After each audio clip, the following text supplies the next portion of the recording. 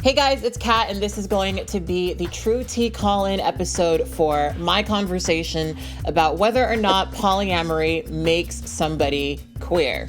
Now, to quickly go over my thoughts that I shared in my podcast, I have divided feelings about this. I've definitely met people who claim queerness because they are polyamorous, and these are usually people who are otherwise pretty cis-het. And I guess I'm just fascinated by how people feel about polyamory being something that someone would use to claim queerness just on its own. Because from my observation as somebody who is straight and dates and socializes predominantly within straight polyamorous spaces, it can be very viciously heterosexual. So I'm very curious about that topic, and we've got some people on the line who are interested in having that conversation with me. And yeah, let's get into some calls then. Who am I speaking to, and what is your true tea? Hi, my name is Mark. I go by he, him. I'm 25. I'm a gay man in an open relationship. And I also am a researcher, and the project I'm working on, I study sexuality. The project I'm working on has multiple parts, but for part of that, I've interviewed 44 people who practice consensual non-monogamy. Varying types. Yeah, varying types, varying gender and sexuality combinations, what have you. And so I actually have talked to a decent number of straight polyamorous people.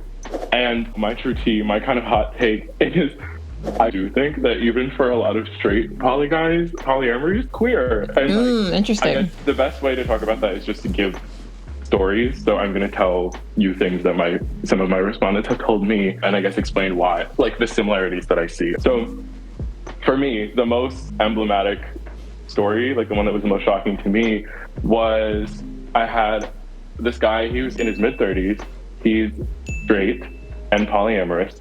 And so he actually started polyamory after he had separated from his wife. To the world at large, they actually didn't even know about his separation, let alone his polyamory, sort of exploring that with the permission of his wife post-separation. But to the world at large, he's still happily monogamous, married, whatever. Interesting. He basically fell in love with this woman who had a husband, I believe it was. He only had one partner, but he was in a polyamorous relationship because he was dating someone who had a husband. So he basically falls in love with this woman, and things are going really great until they're not, and then she breaks up with him.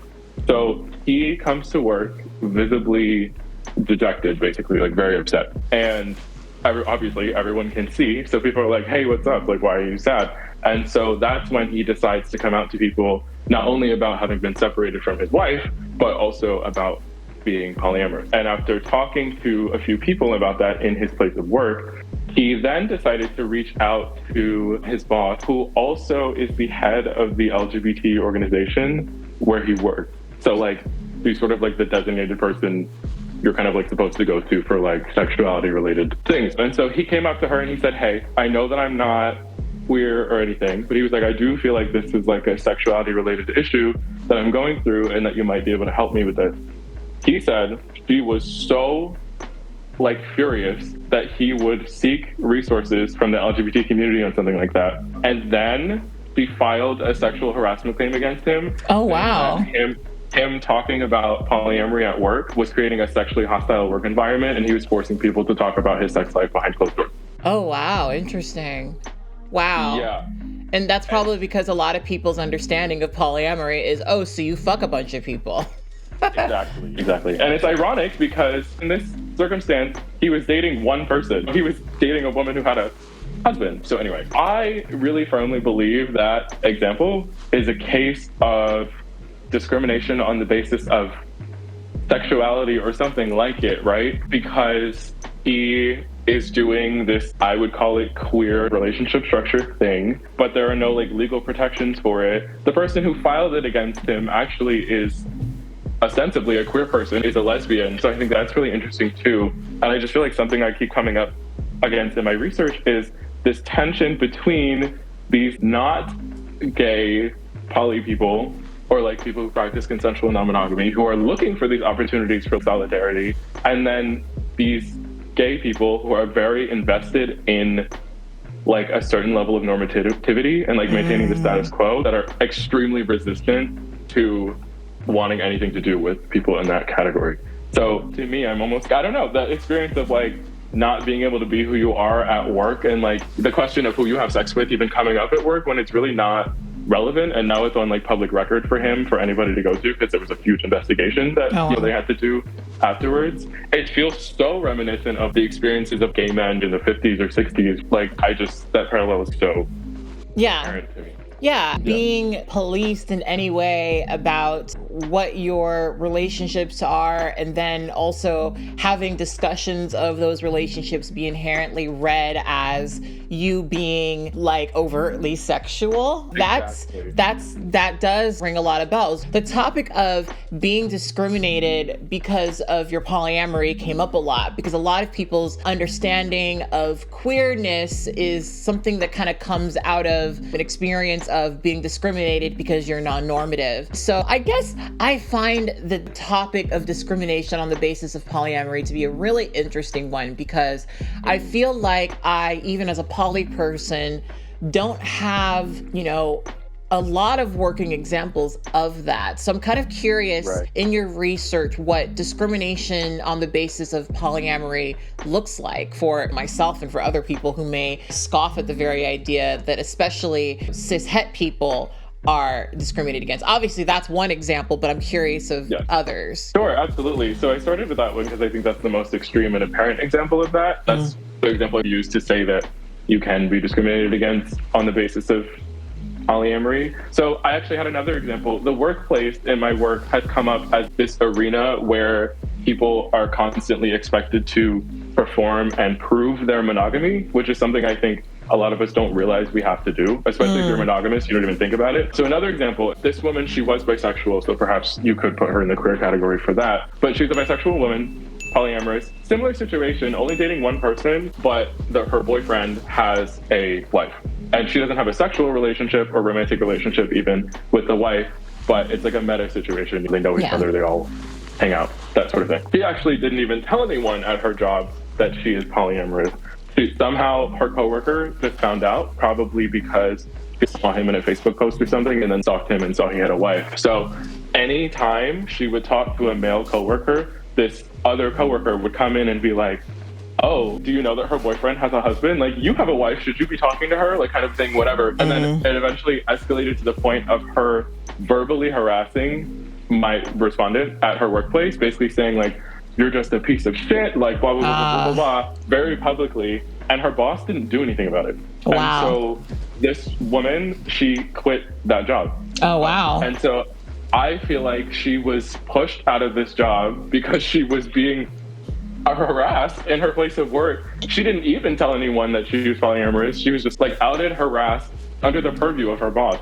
And so I feel like that's another example of like, I think that's discrimination on the basis of something. I would call it, I don't know, sexuality, sexual orientation, romantic, I don't know what you would call it, but that feels discriminatory to me, because if my coworker found out I was gay and then started verbally harassing me in the workplace, I would expect my boss to speak up on my behalf. Yeah, and it sounds like it's just, that's because of how misunderstood polyamory is to so many people. Like, I have to explain to people often that just because I'm polyamorous doesn't mean I am very promiscuous or I'm having sex with a bunch of people, maybe multiple people, but that's not what it means for me. For some people, that's what it means. There ain't nothing wrong with that. Let's make that clear. Right. But that's not what it means inherently. And I guess I really see that argument now for people who would understand it as queer just based on those experiences. Like, something I'm realizing is because I've worked in such an atypical way for most of my life as a YouTuber, and then I also have surrounded myself with queer, polyamorous, BDSM, gothy weirdo people that are great. And I often forget that that's something that you have to do in a lot of contexts. You have to, as you say, perform monogamy as a means of gaining social capital for some people. And that is really terrible. And I can see how, going back to what I said in my podcast, I can see how polyamory being the thing that I personally feel is probably the biggest way that I'm different from most people. I can see how people could have that emotion and inherently define themselves as queer for that reason. Wow. Thank you for calling in and giving me some of your insight based on your research. I've got to take the next call, but thank you so much for calling in and sharing. Of course. Thanks for listening. Bye. Hi there. Who am I speaking to and what is your true tea? Hi. So my name is CJ and I'm just going to say what state I'm from because what I'm going to say will make it very obvious. I am actually from Utah. Okay, there we go. We just talked about Utah. Yep. So I'm a member of the mainstream church, the Church of Jesus Christ of Latter-day Saints, which historically practiced polygamy, and today there are offshoot groups in Utah and around just like the West United States and even Mexico. But anyway, those are offshoot groups that still practice it. But I am wanting to talk about more the history of all of that and just how it applies. I'm not really on either side of the debate. Like, I don't come firmly down on polyamory is queer, polyamory is not queer. I feel like I have things that I think can help bring some things to light in the discussion. Okay, I'm interested to hear what those things are. So when we're talking about like historical polygamy, like in the context of my religious tradition, I am not going to deny that it was coming from a place of misogyny, as are the offshoot groups that still practice it today, at least as I understand and know about it. But I will say, so we're going to 1890, which is when the mainstream church officially stopped practicing polygamy. And ending polygamy in the mainstream church, I feel, didn't have any major effect on the general levels of misogyny within the church. There was misogyny in the church before and misogyny after polygamy ended. There was feminism in the church before and after it ended. It's a mixed bag, it really is. And there's a lot to criticize. It's just a mixed legacy with a lot of things when you go into historical, all of that. But one thing I will say about how just in practice, how the church ended polygamy was they basically made it so that you couldn't be baptized unless you no longer practiced polygamy. And if your parents did, you had to publicly disavow it. Oh, wow. Yeah. And I'll say now, in 2015, when gay marriage was made legal in the United States, the church instituted a similar policy where if you were a child and your parents were in a gay marriage, you had to be 18 before you could be baptized. Yeah, and you had to publicly disavow your parents' marriage in order to be baptized in the church. Wow, gee, that's intense. Yeah. It's very intense. It was, and going into the kind of pain that queer folks in the church felt when that policy was announced in 2015, it would take too much time for me to go into that. But thankfully, the policy was rolled back in 2019, but the policy for polygamy remains the same. Wow. In the church. Wow. And so I think what's interesting about, I think it's not just queerness, but just a lot of general things have been affected by polygamy in the church, because after 1890, early 1900s, when polygamy stopped being practiced, that's when the church decided, hey, we're just like any other Christian church. We're totally normal. We're just like everybody else. We're going to assimilate and we're going to go hard into the religious right and everything. And not to say that there weren't probably elements of that beforehand, but I feel like the kind of backlash from ending polygamy in the church did make it so that queerness was also part of that battle in a way. Interesting. So you're saying that especially in the context of your religion, queerness and polyamory were basically treated the same. I think the treatment of polyamory definitely informed how queerness is treated in the church today. I'm curious so as an atheist who is very much not involved in the church, I'm curious, why would someone need to disavow publicly that their parents were in a certain type of relationship? What function does that serve? other than saying I'm morally aligned with the church? I don't know exactly what the specifics of that are. I think it might just be like you're speaking with the religious leader and you're saying, hey, no, I don't agree with that. I don't think that's the way to do things, basically. Interesting. Yeah. And so like in Utah, I just had a conversation with someone that said that it's even illegal to acknowledge like socially that you have more than one wife. Is it tied to that sort of thing too, where like the church doesn't want to be seen as like harboring people who are in those sorts of relationships? Yeah, part of it has been a legal thing because the reason why polygamy ended was because basically the U.S. government forced the church to end it. Like they were seizing assets and all of that. And I think it says a lot about how changes in the church generally happen. That's a whole other conversation. But the thing is, I guess another way I'll explain it is my roommate and I, who is also queer, we were watching a show about polygamous people escaping polygamy in Utah. And there was one girl who said that she didn't want polygamy to become legal in Utah because when she was a child and in that abusive situation in polygamy, she said that the cops, no authorities listened to her when she said she was being abused, but they did listen to her when she said they're practicing polygamy. And that's when the law got involved. Oh, wow.